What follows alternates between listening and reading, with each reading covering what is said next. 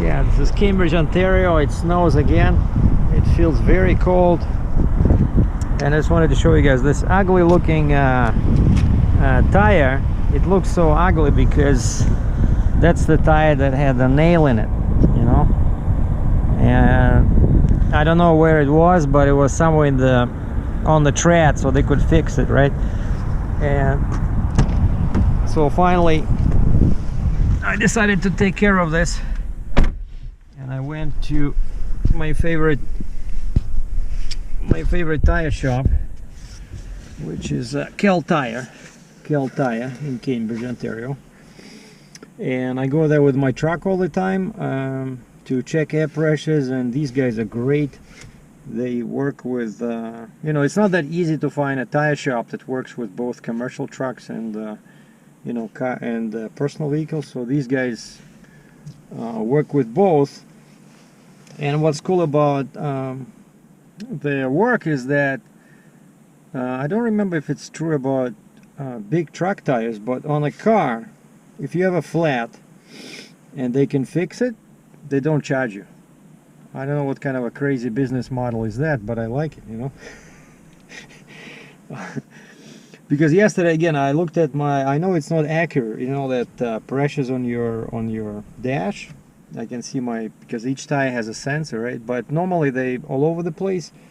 But the same tire, driver's side rear tire, was always losing more air than other tires, because of course, you know, especially when you know, go through different climates.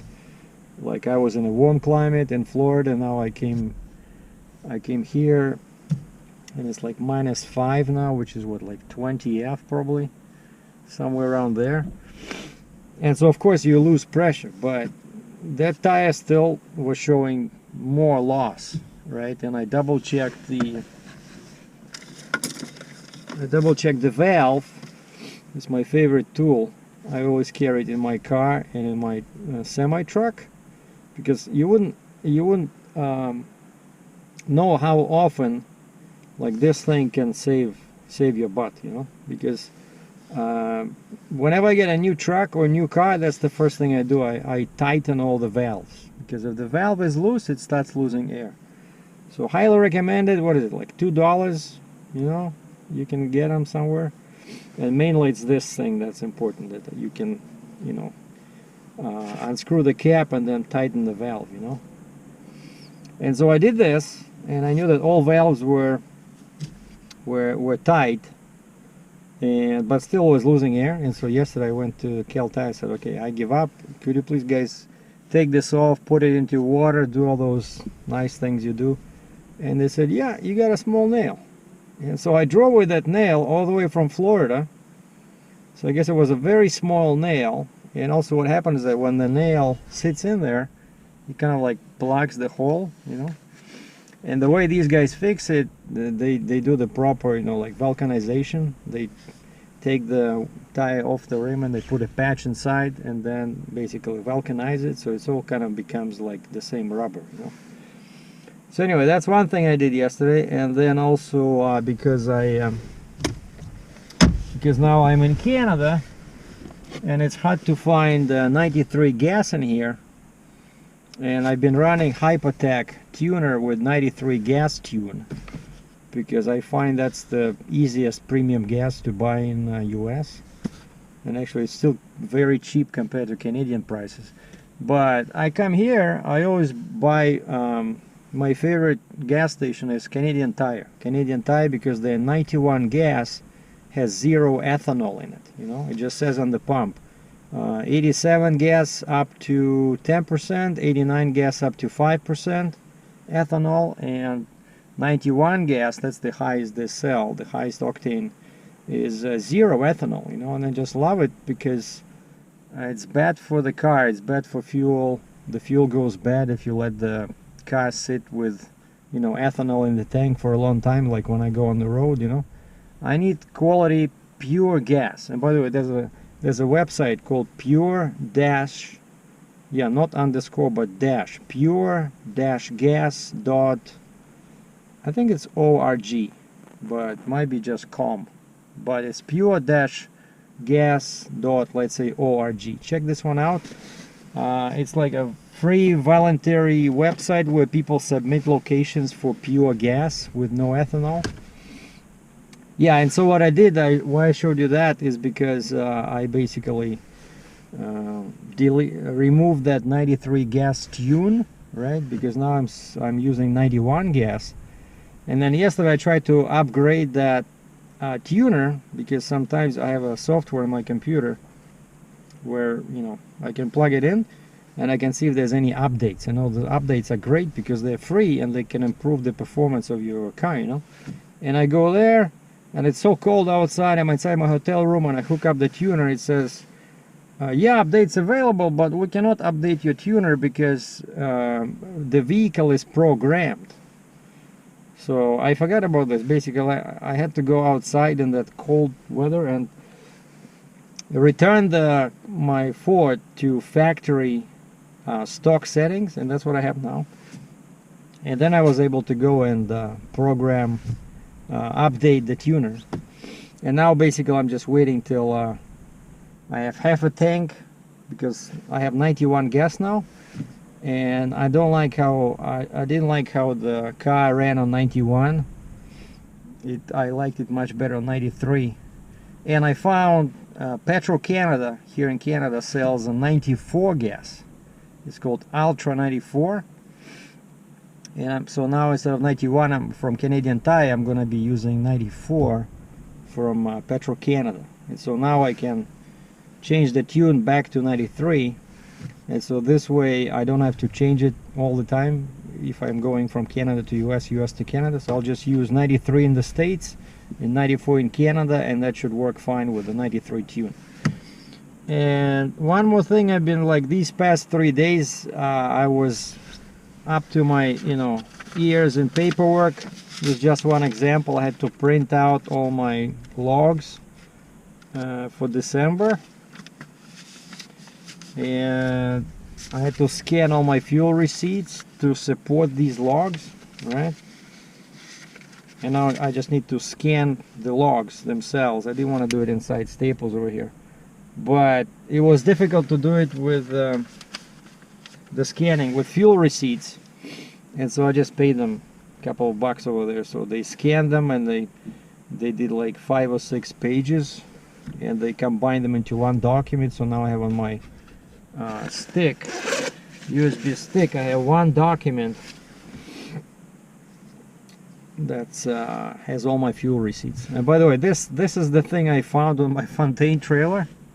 It says Fontaine, and this is so cool. I didn't even, until recently, I didn't even know that this USB stick was in that pouch where you have your, you know, ownership and stuff like that. And so over here they have all kinds of documentation for the trailer, how to, you know, the manual, the guide for the operator, me, and all kinds of cool, you know, photos, illustrations. And I did not erase them. I still have it over there. But so now I have fuel receipts here. I'll just have to move them to my computer, and I have to sign and scan these back into the computer. And then finally, I think I have like a separate folder on my computer called Audit. And it's like probably, I don't know, 30 PDF documents. So now I have to upload them to the FMCSA website. And speaking about the computer, like I mentioned in one comment over there, like a lot of people seem to be interested in this Dell. And I never had this problem with any other computer with the battery. I mean, where as soon as you disconnect the power cord or cable, the computer just dies, you know. And what I found is, in my case, is that all this was caused by the System Mechanic software. Like I used it a few times before and I liked it, but quite often it just it's not effective. Like it finds a whole bunch of errors and internet files, you know, and then yeah, you clean it, and then you try to run it 10 minutes later, it's the same stuff, you know. And also the System Mechanic was always, you know, whenever I run it to clean the computer, it would automatically, for some reason, change the power plan on the battery from balanced or Dell Like I have one balanced from Windows, I think, and one Dell, like the factory one, which is actually balanced as well, but made by Dell. And so for some reason the system mechanic would change the power plant to ultra performance, you know, and then I see my battery has like, even if it's at 100%, it has like 2 hours remaining, you know. And so, and I couldn't reprogram it, so each time I ran this stupid system mechanic, it was doing this, you know. And finally I figured that's what was causing the trouble, you know. It was interfering somehow with the registry, probably with the Windows settings, you know. And I just removed it. I removed the system mechanic and I went into BIOS and I used the reset. So I reset the BIOS and the power management to factory specs. And then one guy on the internet said, check your Windows drivers on the battery in the device manager. And basically you uninstall them and then you restart the computer, and Windows automatically reinstalls these drivers, and everything started working fine, you know? So now the battery is fine. And yeah, and the test, I used the support software from Dell to test everything, and it showed the battery had excellent health, and I don't see any you know, anything bad about it. Like it charges fine, it discharges fine. So anyway, like all in all, it's a very nice computer because I have a super screen, you know, like the resolution is even better than on a Mac, you know. But just Windows, it's not as reliable as Mac, you know, I'm sorry to say. So I'm thinking maybe in the summer I'll switch back to Mac, you know. And plus Mac has much better free software for YouTube videos, you know. And by the way, speaking about YouTube, a lot of people over there, I was watching some stuff from popular YouTubers. A lot of people are upset about YouTube changing the policy for monetization. So now if you have a small channel, you cannot make money, you know. And why I'm mentioning this is that a lot of you guys probably cannot care less about this, but I have a second channel where I was trying to spare you, you know, from some of my photography blockbusters. So I would put them over there because a lot of people were complaining where I had some photography videos on this main channel. But I want to point out again that the name of the channel is SERGEI DRATCHEV. It doesn't say SERGEI DRATCHEV Heavy Haul. It doesn't say SERGEI DRATCHEV. This is my main channel, and based on popular demand, most of the content is about trucks and occasionally vehicles, like my Ford Mustang, right? And when I was trying to do photography, people were like screaming, you know, let's get back to trucking. And so I started a separate SERGEI DRATCHEV photo channel where I do like reviews of lenses and stuff like that, and I post some videos how I go and take pictures of wildlife. But that channel, probably what I had it like for 1 year, has like 522 subscribers, and each video I do gets maybe like 200-300 views, you know. And these are very labor intensive videos, you know, because I have to combine pictures and video, and of course you have to go somewhere and do that video where I'm shooting wildlife, so they take a lot of time, and it's just, you know, waste of time pretty much. And now as of February 1st, YouTube is saying that if you have less than 1,000 subscribers and the total watch time is less than 4,000 hours, which is actually a lot in minutes, right? They're gonna stop monetization on that channel. So until now I was making like 20-25 bucks on that YouTube channel, so now it's gonna stop. And I don't upload stuff there because I noticed that you guys, even though you complain, but when I put some photography videos on my channel, some people still watch them and they still get much more views than on my photography channel. Yeah, so don't be surprised that you'll see more varied topics. Say thank you to YouTube for them because they changed their policy, so I cannot, you know, maintain 20 channels for each for one interest, you know.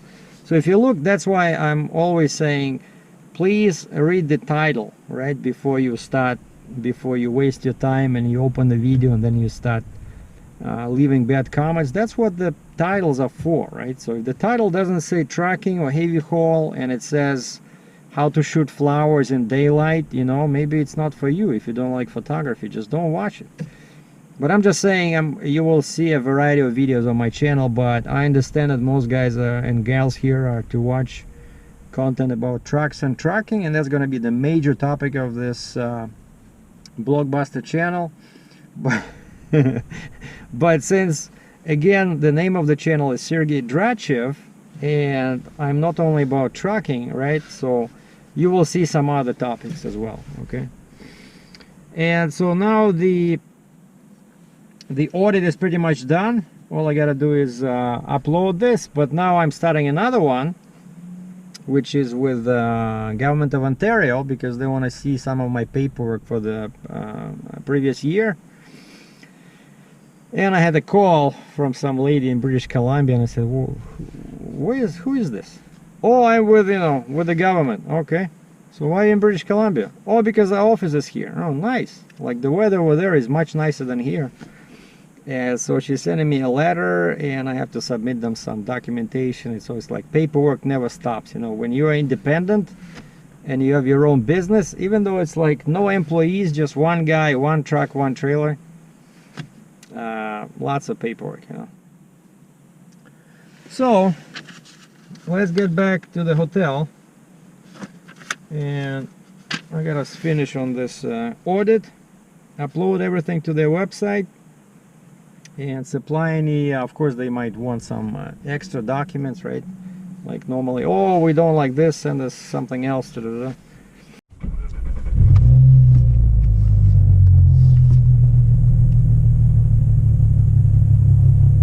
Yeah, that's Staples. Staples, where I was scanning and printing my receipts. Yeah, so now my Ford has no tune, so I'm using a factory version of the ECM, and it actually drives fine, except it became very loud, you know.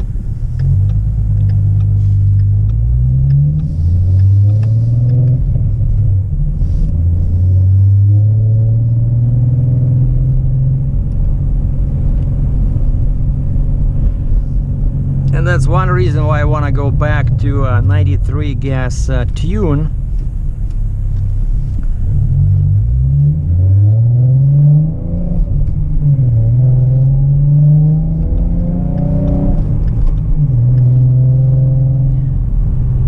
Because that one was quieter.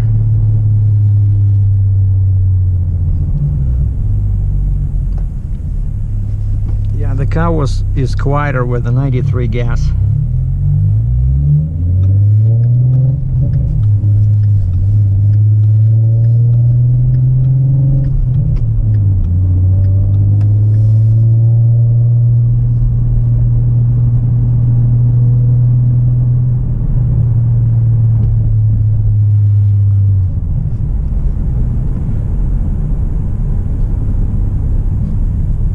Yeah, one more thing I was doing also is trying to nail down the requirements to haul loads into and out of Quebec, the neighboring province. No, check this guy. This is Stevenson's Rentals. The guy's hauling some mini excavators. Yeah, I was trying to find out what's required to pick up loads in Quebec and deliver.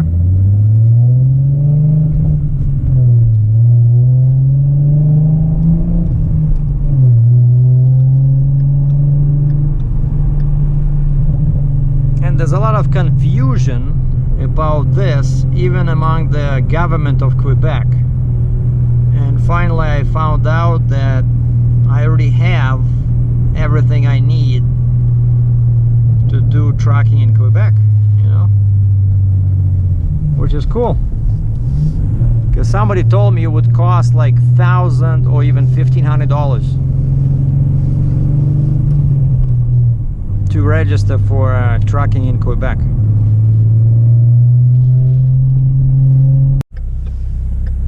Oh, and one more thing I did yesterday, I forgot to say that I decided to check the differential oil since I drove, you know, over 1,200 or even 1,300 miles from Florida after the upgrade.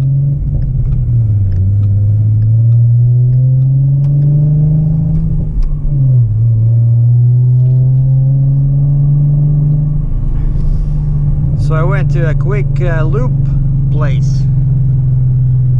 I always do my oil changes over there. It's called Misc Lube here in Cambridge, Ontario.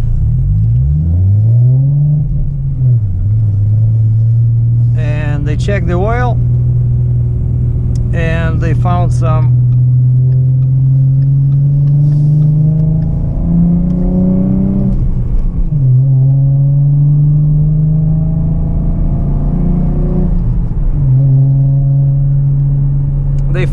metal on that magnetic plug, and the oil itself was a bit dark, and so I said, let's change it. And that's what I did yesterday. It's like, I don't know, 2 liters, you know, less than maybe just somewhere, I don't know, half a gallon. And it was 150 bucks Canadian, but you have to do it, I think, you know, because you know, it's a big upgrade and I want to make sure my car is happy, so to say. But